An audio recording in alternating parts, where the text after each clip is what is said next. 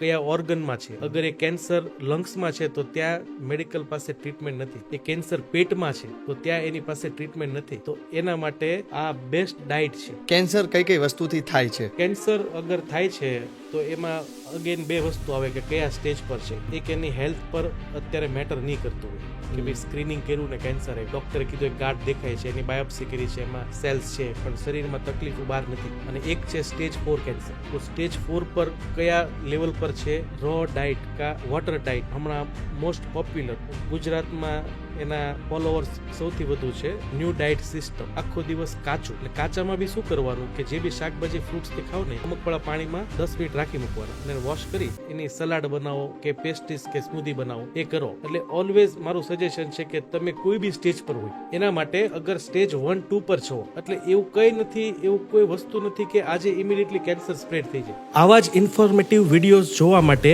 અમારી યુટ્યુબ ચેનલને જરૂરથી સબસ્ક્રાઇબ કરો.